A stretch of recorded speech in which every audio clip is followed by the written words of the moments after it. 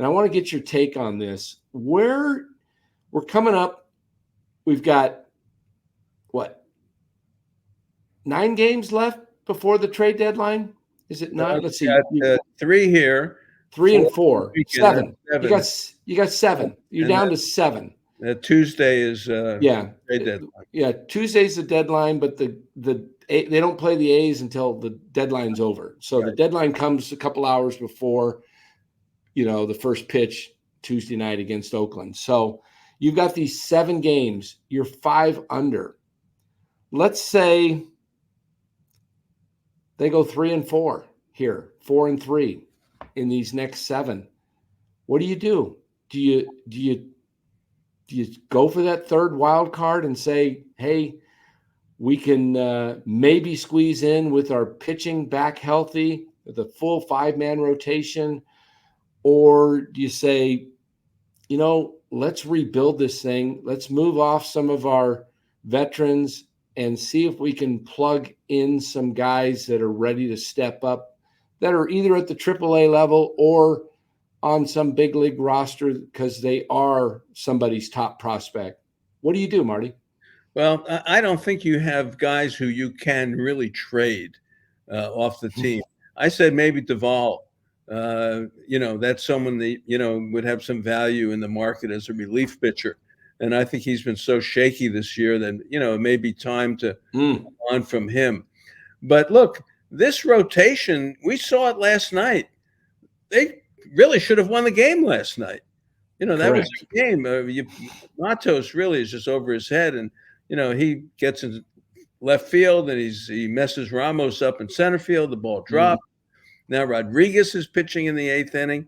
I mean, this starting rotation really should be very good here over these next 61 games, whatever is left. Snell was terrific last night, and Snell looks good. That's the way he pitched, and Logan Webb will give you the Logan Webb, whatever it is. It's not perfect, but he'll keep you in the game. Then you have, of course, Ray. We'll see what he can do on Wednesday. Then you got Birdsong, who really pitched really well, with 12 punch-outs on Sunday, and he's not intimidated at all, and he throws strikes. And he does a good breaking ball, and he pitched well in Colorado. So you got him. Then you have the Hicks situation, and you do have Cobb coming back. I think that starting rotation, if they had players on the field that were having seasons, other than, Chapman, who has his WAR is 2 or 3, whatever it is, if you had 4 or 5 players like that, or 6 players like that, with that rotation, that's pretty good. It's pretty good. So what do? I play it out. I would move Jackson. I would try to get a right-handed reliever in there, whether it's from the minor leagues. They brought a guy up, Bauman, who they just picked up. Right. He's picked around Seattle, Baltimore, all over the place. Who knows what he's going to do. But I'd like to get rid of Jackson. I'd like another right-handed reliever. And then I'd like to see the Tommy Pham type outfielder, someone who can platoon with Yastrzemski or play right field every day. And to do that, if that meant giving up things from the farm system, I would do it. And the other thing I would do, I'd bring Luciano up. I would bring him up, and I'd try to I think Flores' day is yes. And I think Flores can help a contender. He's got a good pedigree, and he's a clutch player, a nice guy. And, I would try to move Flores for whatever, but that spot on the roster I would give to Luciano and make Luciano a little bit of what you just said that you want to do with Fitzgerald. He could play short, he could play second, he could play left, he could play first. And I would give that bat a chance to do something because I think they need a right-handed bat. So I would play it out. I really would, but I would make my moves now. That's my point in this. I would not wait until Tuesday, until the frenzy of all the teams trying to do stuff. I would try to make my move now and win these games. Like you say, the Dodgers are vulnerable right now. Yeah. Dodger bullpen, you talk about the Giant bullpen, the Dodger bullpen is a mess too. True. It very much is. And Phillips can't pitch to lefties anymore. They got Hudson now in there. They've got Trinan, who's been out for a couple of years. They've got Banda in there. They've got names that, who are these Yeah, people? they And their look starting similar rotation to is no picnic either. They had a kid last night who made his major league debut and, of course, looked good, as every yeah, Dodger kid always does. And they got right. Knack pitching today. And, we'll see where we're going. What, Kershaw's coming Thursday. yeah, and And Glasnow tomorrow, and Kershaw's 3 innings. He's yeah, gone. You know that. right. Yeah, their bullpen is taxed. But hey, speaking of young pitching that the Dodgers had last night, how about Hayden Birdsong on Sunday Yeah. in Colorado? 12 strikeouts. This kid has got a lot of poise. Yep. I really like his stuff. I like his demeanor. There's no reason to think he should not make every rotation start right now. Yeah, Why I not? think Why wouldn't you start him now after what you've seen out of him? He's kept you in every game he's pitched. right. He's done well. He's got that tenacity. He wants to finish it. You could see it on him. He's very frustrated when he doesn't get the job done. And I love seeing that poise, that character that he has of just the fighter mentality. He reminds me, I wouldn't say his stuff's as good as Timmy's, but he has that confidence, it looks like, that Timmy had at this early age. And I think he's got some good stuff, and he's he's probably their number one starter right now as far as value, and that's one of the minor leaguers. Well, Keith Wynn he's still hurt. I mean, they shut him down again. His elbow. So who knows where that's going. Wisdom Hunt, they have not chosen to bring up yet. They keep bypassing him for some reason, so he must not be ready. But yeah, Birdsong, heck, Wotus told us when I asked Woe when he first saw him, when he came up from Richmond to Sacramento, I said, "Whoa, what do you think?" He said, "That's major league arm." Yeah, so major league arm. He said it to me when he was at Sacramento, and the kid has grown up. And I had him on the show 2 weekends ago. Nice kid. Yeah, nice kid. Very nice. He looks like a great kid. Yeah. I'm about to bring up something. We're talking about trades and what the Giants can do. And you said earlier they don't have much of the major leagues that they can trade. You mentioned Duvall. You might get something a little bit for Conforto, not much. But they don't have a lot of guys that have high trade values. And this is going to sound controversial. And if Logan Webb is watching, I apologize. I love Logan Webb. He's one of my favorite Giants. He's a leader. I love the kid. But I think he's the best opportunity to get the Giants some value, and bring some strong young players back to start this. The Giants have to choose, in my view, a direction. Right now, it appears to me that they've been driving down the middle lane. They've not been in the fast lane. They've not really been in the slow lane like a Colorado or a Miami or the White Sox, who they're in a rebuild. The Giants try and just hit it just right, just to see if, and everything has to go perfect for them just to make the third or second wild card. That's not what the San Francisco Giants should be, in my opinion. This is a top 5 franchise in baseball and should be competing for 90+ wins every season. And so here's the trade. I'm going to show you a trade that I have put on this show many times, and it's with the Baltimore Orioles. Did I lose it? I think I did. I had it up and I lost it. It went away. So, no, there it is. There it is. I didn't just go far enough. Okay. So here's the trade.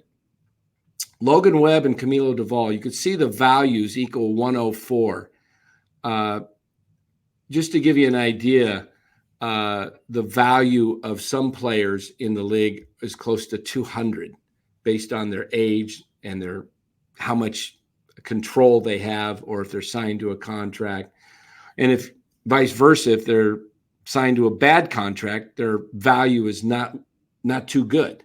So I'm looking at Webb and Duvall with 104, and the Giants could get Kobe Mayo, a young power hitting first baseman with the Orioles, Heston Kjerstad, who's up now with the Orioles, Connor Norby, who's blocked at second base by Westbrook with the Orioles, and then a young pitcher, Luis De Leon. And why do I propose this is because I don't think the Giants are going to be competitive, Marty, for the next 2 to 3 seasons, at least, because they don't have much coming up from the minors. Bryce Eldridge, their number one prospect, is 2 minimum years away, most likely 3. You're probably looking at the 2027 season. Where's the prospects there? And then they have to fill in each year with the second tier or lower free agents because the top free agents, hitters, choose elsewhere, and they can't get any controllable bats to come here. Matt Chapman is on a opt-out. If he finishes the season well, he's likely to opt out. If he has a poor finish to the season, he's likely to opt in, and now you're blocking further prospects like a Casey Schmidt. I think the Giants need to look at, say, let's go in this direction, or you either go with the youth or you just way overspend for stars. I mean, like way overspend. For example, you offer Soto $200 million more than anybody else. The Giants have the money, but if they're offering the same what's in the rest of the top tier teams are offering, if they're in the same ballpark, we know they're not choosing San Francisco. They've got to overpay. So pick a lane is what I'm saying. What do you say to that? Well, I like the idea. It's bold, and I grew up in the Bay Area watching, Billy Beane make trades, and of course the Giants would make trades all the time, and the A's would do stuff. So I like the idea of making trades. I like that. I have to say, what do they look like next year? Okay. Let's put Wade at first. Let's keep him there. Now, there's a good chance he's going to go somewhere else. First base is going to be open. And maybe a Pete Alonso, where you could overpay to get him to come here. But all right. Second base, Strata probably is gone. So second base is the Luciano Wisely, if that's who your guys are. Shortstop is wide open, but it's probably Fitzgerald. I think Chapman stays. So that's kind of what you're looking like at an infield, which is not great. Right. Bailey is your catcher, and you really don't have a second catcher to go with him, but he's wearing down already. Excuse me there. Bailey's wearing down already. Even though he's getting his hits here and there, he's not hitting with much power at all. So they're going to need a second catcher. But Bailey be your catcher. Then it becomes interesting for me in the outfield because you do have Ramos, and you're hoping that this little slide he's on right now, and he's a little different player than he was a month ago. We know that. And this is his first time of really making things happen. What's he going to be like next year? Then you got Lee back in center, who looked like he can play ball. He's a good center fielder, and you don't know what you have in right. So to do what you're proposing, I like it. But I think next year, if you fill in a little bit on the spots that I'm talking about, your pitching is pretty good. It's actually pennant-winning sort of competitive pitching if you keep Webb. And you keep Snell, I don't think he's going there anywhere, but you have him for a full season. Right. You get Robbie Ray for a full season. And you have Hayden Burnsog, let's say, for a full season. And then you have Hicks still. If you don't put Hicks in the bullpen and you try to start him again, that's 5 pretty good starters. Did you mention Harrison too? I haven't mentioned Harrison. Yeah. Thank you. Yeah. So you don't even need Hicks in that rotation. So that's 5 really good. That's maybe the best starting 5 in baseball. Yeah, it would be a good starting 5. Let me finish. Then you put Hicks into the bullpen, and you can get bullpen guys. Bullpen guys, You shake a Right. tree and they fall out because you want 98 to 100, and you find guys who can do that. So the bullpen's still pretty good. So if you traded Duvall now for maybe two of the kind of players you're talking about, if you can get something like that, if you put Duvall in with Wisenhunt and maybe another top tier minor leaguer or another top tier minor leaguer to get maybe one or two of those back from the Orioles, I think you're ready to go next year. I think you only Yeah. have to fill a couple of positions next year. There's a possibility they could do something there. I mean, they're going to have to, Duvall, or Duvall, you lose Webb, you're losing the leader of your team. He's yeah, the that's hardest. why I say it's a hardest thing to let go of. Well, it's not letting go of him. It's just that you need him. You need that spirit. Yeah, I agree. The only thing I say to that is they're like 7 or 8 and 14 or 15 in his starts this year. Yeah, He's great. He's Logan Webb, but he's not. He's not Steve Carlton with the 73 Phillies. people are. He's not Bumgarner. He's not Lincecum. He's more like a Matt Cain, really, something Yeah. like that. He's an all-star. He leads the league in innings pitched. He does everything. The starting rotation, thank you for adding Harrison, is solid. I think the bullpen is relatively solid. Even without Duvall, you can make Hicks your closer if you want out of the bullpen. Conforto's going to be gone. Yastrzemski's going to be gone. Estrada will be gone. I think if you move Wade now, you probably could get something for Wade. I think, I would move Wade now because I think Wade doesn't look happy to me. There's something about Wade, I don't know what it is, but there's something going on with him, and he's not really hitting with any power either. He doesn't. Yeah, he's not. The powers. I like the trade idea. Webb would be a little dramatic for me. It would be tough, but I think the Giants. Duvall is not impossible, and I would do it now, not on the off season, because Right. Let's face it, there are so many teams in this thing, and the Orioles need a closer desperately. Yeah. It reminds me, the trade when I talk about Webb, it would kind of remind me a little bit of the trade that Brian Sabian first made with Matt Williams. Not really. I mean, you got Jeff Kent, who was still had Barry Bonds there. Yeah, you had Bonds, and you still had your team there. Yeah, you had some stars there. But Matt Williams, it was a big deal, but he was not the heart of the team. But I understand your point, and they called him an idiot, and Brian Sabian said, "I'm not an idiot." And right. Jeff Kent and Julian Tavares, and the other pitcher, I forget his name. Was Jackson in that deal? Mike Jackson, or was that the right-hander? I forget his name. Oh, Dave Burba. Yeah, Dave Burba. And so they got people back who turned out to be pretty good. Yeah. I mean, it was a bold move. Look, this is not an easy answer. But I think you got to do so. My point is, you're going to have a really good rotation here for the last 60 games, and you've got a lot of arms, and just don't overuse them. Get some legitimate reinforcements, but it's the team on the field that is just not clicking.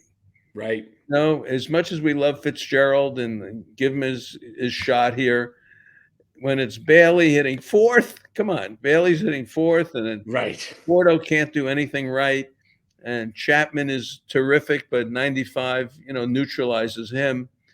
As I said with Wade, Ramos is slowed down. I don't know. That team on the field, they make mistakes, and they just don't hit. But that's the thing with baseball today. Right. They don't have those. They just don't have enough for me in the meat of the order to make it happen.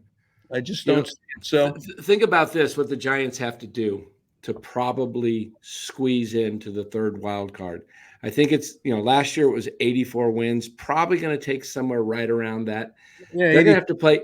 They're going to have to play 590 ball and go 36-25 in the final 61 to win 84 games. Very hard. And we haven't seen anything close to that. Well, and the other team, what's St. Louis going to do? They, who's really going to play that kind of ball in this whole crowd? Right. And You they know, play each other so much too, so they're going to beat each other up. yeah. It's one of the most unusual pennant races I've seen in my whole life.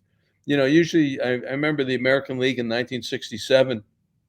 There maybe were, even out of the 10 teams, 5 of them going into the last few weeks, 5 of them were still in contention. I mean, the Tigers were still in there, Minnesota, Boston, the Orioles probably, who else? I forget in 67. Yeah.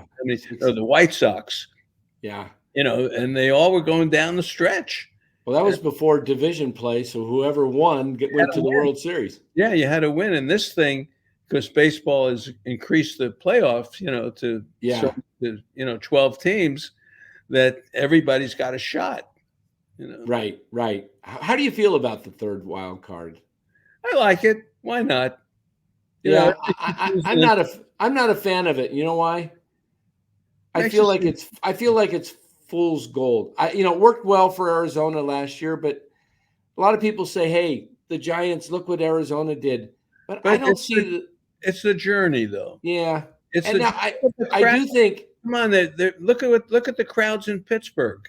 Yeah, 39,000, and tonight is Paul Skeens' night in Pittsburgh. Yeah, that's right. That's right.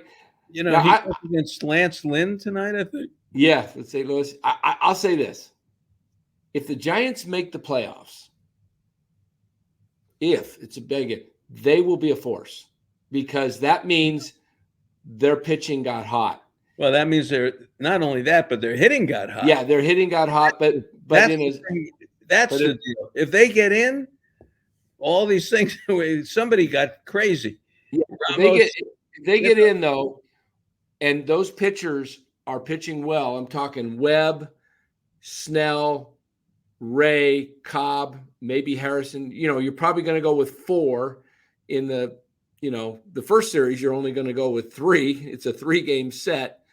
But they could win 2 of 3 with Webb and Snell. Yeah, but you got to have the team to get there. Right, that's the problem. You got to have the defense and the team with home runs. 40% of all the runs that teams score come on home runs. And the Giants now, they're sliding down in home runs. They're not hitting a lot of home runs lately. Yeah. So, if they got in, that would mean that Bailey had a great last 60 games, and Wade and all these people we're talking about, they all really came through and somebody carried them. Yeah. Or Farhan went out and made a couple of trades for players, fortifying the bullpen, because there are going to be a lot of close games. Yeah, give me 2 moves that you think would help the Giants. I'm talking about bringing in, not so much going out, but whatever they could bring in. What are 2 players that you think could push the Giants over the top? Well, I like this Lane Thomas from Washington. Okay. The outfielder. He gives you a lot of speed, and he's a good outfielder too. And I think Washington, they have the Dylan Cruz coming up. Yes. And Wood is here now. I think that's Thomas, to me, is a guy who could be available from Washington. Okay. I think that's a possibility. And the other one, if Washington really wanted to start making moves, is Finnegan. Okay, the closer. Okay. Right. So if you want to make a deal with Washington, if you could get those 2, boy, the bullpen would look a lot different. Yeah. If you had Hicks and Finnegan in there with, let's say you had to give up a Duvall and Wisenhunt and Luciano and a couple other people. But if you brought in that outfielder and Finnegan, I'd feel a lot better about things with that. So those are 2 that come to mind. Okay.